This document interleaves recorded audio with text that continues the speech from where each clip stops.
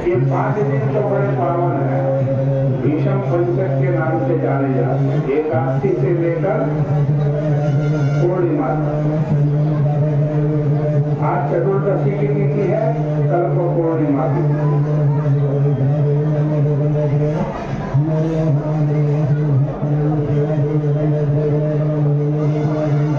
बड़ा पावन दिवस है।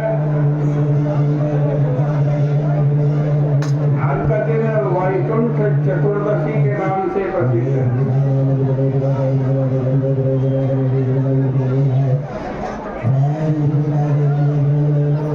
आज के दिन भगवान ने देवताओं को दर्शन दिए।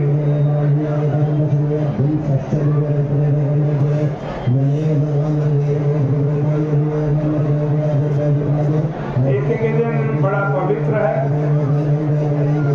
भगवान के चरणों में बैठकर भक्ति करने का दिवस है।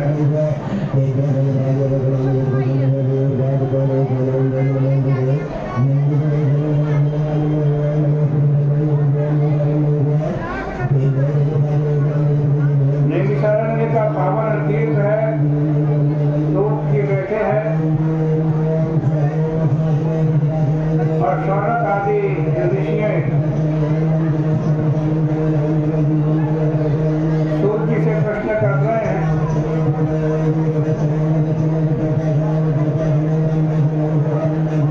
और पूछा है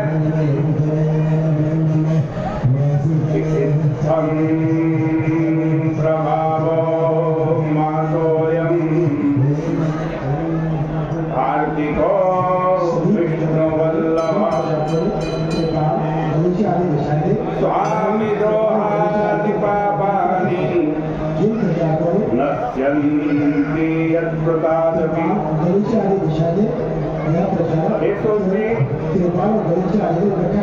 विष्णु भगवान के प्रिय कार्तिक मास का प्रभाव ऐसा है कि बड़े से बड़ा पापी भी, गुरु से स्वामी से बैर करने वाला, महापापी भी क्यों ना हो, वो कार्तिक के स्नान से, कार्तिक के महात्म से पवित्र हो जाता है।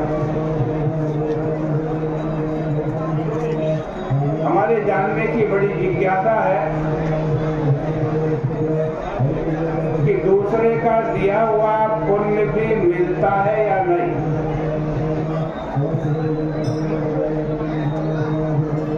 सूची कहते हैं कि बिना दिए भी पुण्य पाप मनुष्य को प्राप्त हो जाता है।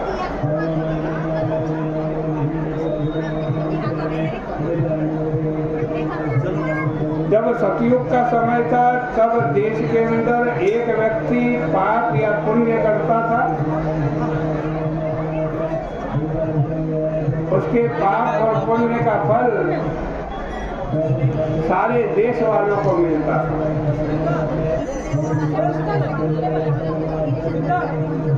जब त्रेता युग आया तो गांव के अंदर कोई पाप पुण्य करे तो उसका फल पूरे गांव वालों को प्राप्त होगा।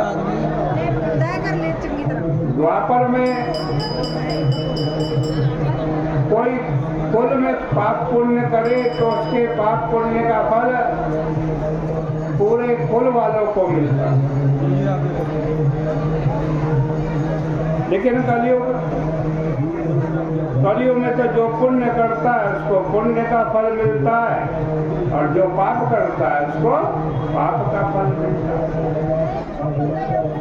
परंतु कलयुग में भी एक दूसरे का पुण्य पाप मिल जाता है। एक जना मैथुन कर्म करने से, एक पात्र में ही भोजन करने से मनुष्य को पुण्य पाप का आधा आधा फल मिल जाता है।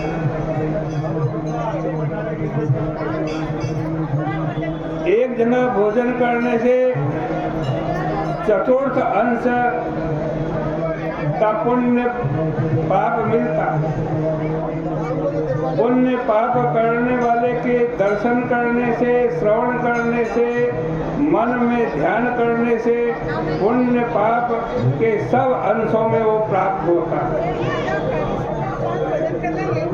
आप किसी की निंदा करते हैं या निंदा सुनते हैं, तो जिसकी आप निंदा कर रहे हैं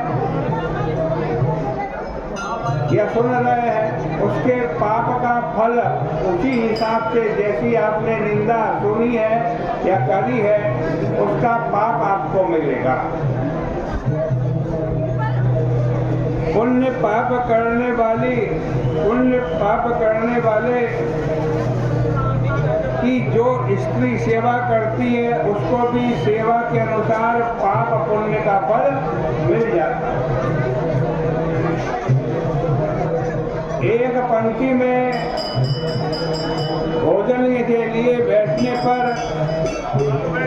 जो कोई पंक्ति भेद करता है, अर्थात जो अपने अपने उनको अच्छा भोजन परोसता है, जो अपने नहीं है उनको खराब भोजन परोसता है, तो वो भी जिनके साथ पंक्ति भेद किया उनके छठे अंश को प्राप्त कर लेगा।